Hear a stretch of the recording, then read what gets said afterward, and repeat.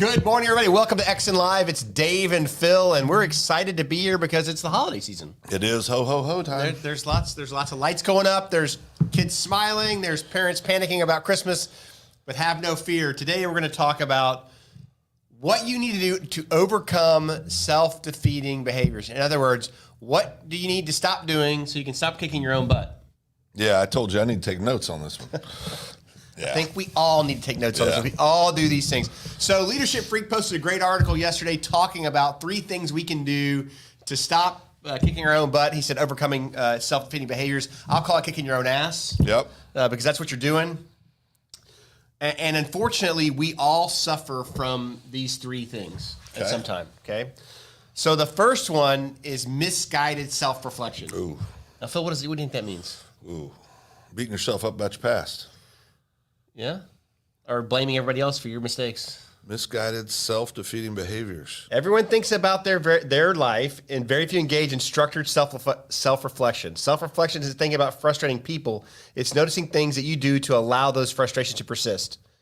Dumb self-reflection ends with blame instead of responsibility. Yeah, I can see that. I think, for me too, I think self-defeating behavior is, we talked about this yesterday. Yep. It's another piece of it, certainly. Everything that's good happens in the present. All the past was a present moment that's now in the past. All the future is a future present moment that hasn't gotten here yet. Mm-hmm. And we can't do anything about those 2, but we can sure live in the present. So let's have a side talk about this, because this is a great discussion. How many of you are living in the present right now?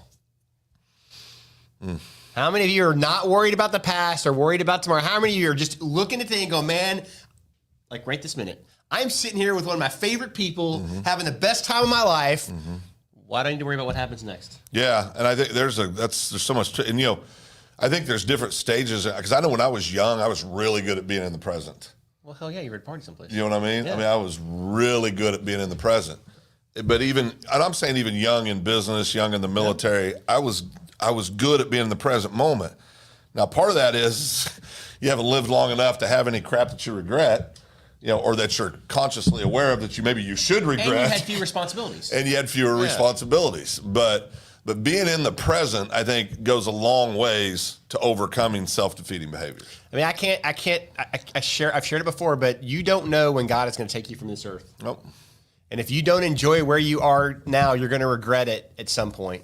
And hopefully it's not, hopefully you have the opportunity to regret it because you lived long enough. Some of us don't have those opportunities, and we passed away and we missed out all these good things that happened. You look back on your children's lives, where they were and what you were worried about when you should have been there with your kids. Yep. There with your employees, there with your team. Look, the first thing you got to do is just look at the situation when it's bad, figure out a solution, and don't blame anybody. It is what it is. It is what it is. So the second one, stupid works for a while. Yeah.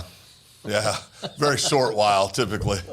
Yeah, it doesn't have a long shelf life being stupid. The point is you can make bad decisions for a little while and get away with it, but at some point it's going to bite you in the backside. Yeah. Whether it's what you eat, your daily work habits, not working out, you name it. You can do stupid stuff for a little while, but eventually stupid starts to hurt. Yeah, I have a guy I grew up with that's a legend. Now he's dead, but he's a legend. And it was because this guy was one of the, he was one of the funnest, but he was one of the craziest human beings I've ever met. He didn't have that chip that said, let's slow down and think about this for a second. Is this a good idea or not? And he lived life 120 miles an hour. And if any of my buddies that I grew up with are watching, they know exactly who I'm talking about. Because, he is a legend, but he died young. And he died young from not from an accident, but from his body just shut down because his motto was, I get all the sleep I need when I'm dead. Well, he's sleeping well. So that's good. And it's unfortunate, but I think, whether it's, and I'm looking at some lists, rudeness until people speak up. I think that's a big one. You can be a rude human being, then one day somebody's going to snap you out of it. Yeah. Working long hours till stress catches up with you. Last week was a crazy week for me. We're always busy, but last week was like, well, you piled on last week. Was insane. And it was because of some extracurricular stuff I have going on with hobbies that I have that come with commitments this time of year, right? And I think the shortest day I'll call it working, and because I was working in my hobby, it's something I have to do. But it's work. But I think the shortest day I had last week was an 18-hour day. And my old butt was tired on Sunday. I mean, it was tired. Now, when I was a kid, I could do that stuff and just go. My dad used to always say, boy, you don't want to do that. It's going to catch up with you one day. And I said, I got her. Take it from the old dudes. They're right. Take it from the old dudes. We didn't take it from the old dudes. You won't take it from the old dudes. We're going to tell you, slow down a little bit. Enjoy your life. Yeah. The other thing about being stupid is painful is that, you do things with your body, whether it's I don't know, if you're boxing, your whole life, physically, things that will beat on you. At some point, your body catches up with you. Well, look, I mean, if you want a great example using that, look at Muhammad Ali.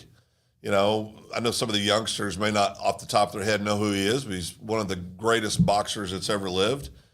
And he developed Parkinson's later, and they attribute a lot of that to the amount of blows that he took to his head. I mean, there's examples in athletics all over the place physically, but there's also examples all over the place where you'll hear, the person that seemed to have everything, they had the great career, the beautiful family, all the material things, and then you wake up one day and there's a headline, so-and-so commits suicide. And it's, if you don't have peace, if you don't have something more in your life than just shiny objects and a big full bank account, I mean, it'll catch up with you. Well, let's be real, Phil. I mean, there's a lot of people out there that are working for their family. Yeah. Well, but they never see their family. Never see their family. And they die, and their family didn't know them, and they may have a lot of money in the bank, they may not. But at the end of the day, they missed out on the present of being with their family and their kids and their life and everything else. We both, I called you last night because we're planning our family trip where we take all the kids. Did you look at the link I sent you? Oh, dude. We're going there. It's legit. No, we're going there. It's great. But we're going through it, and we got off the phone with the kids, and I was like, man, it's good we're doing this. But now I always am a little stressed out a couple days before we leave because you got stuff to do. I've learned that I've got about a 4 to 5 day shelf life. That's about as long as you can be there. Yep. Because last year we took a very nice trip. We were there longer. And the last 3 days I was ready to fight somebody. That's because I was done. It was over. It was time to go home. Let's go back to work. So my important reason to say that is you got to learn who you are, how it affects you. Some people talk about retirement and they get teary-eyed just the thought of it. They're so excited. I look at retirement and I say, well, if I retire, I'll be dead in a year because some people aren't wired that way. Well, and interesting discussion. Retirement's an interesting discussion. Is retirement like sitting on a log and not doing anything, or is retirement going and doing something else? Doing things, right. And I think that's what Phil means, but he's never going to stop doing. Neither am I. No, you can't. I just couldn't. As a matter of fact, I may be getting a welder for Christmas. I don't know. Like a wire feed welder? Yeah. I got work to do. I'm going to learn how to weld. I've got one. I'll give it to you. No, I'm good. Okay. All right. You can have mine. It's a gift from my wife. No, I bought a welder, welded one time for 2 minutes, haven't touched it since. Thing's brand new.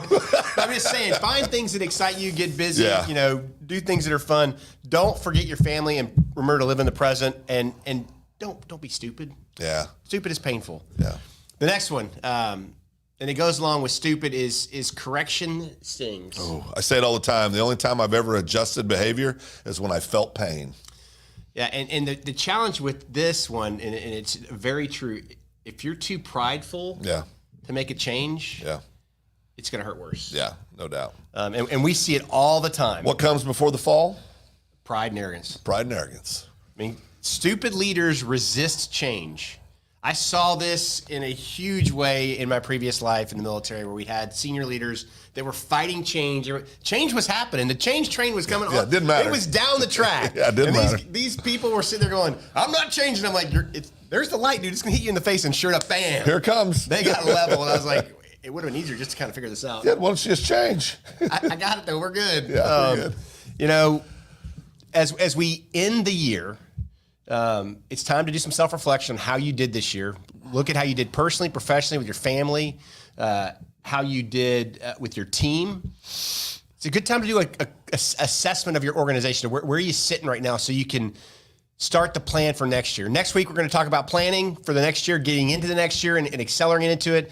We're going to offer you an assessment link in the notes section of the podcast. So Which is what we'll be doing at the end of this year. Which is what we'll be doing. We're getting ready to start doing that ourselves. So first assess where you are today. Next step is to start planning for the next year. Yep. So That's with that, Dave and Phil, this edition, I can't even talk today. This edition, okay. I'm so excited. This I know, you're edition of excited. EXSIN Live, we are out of here.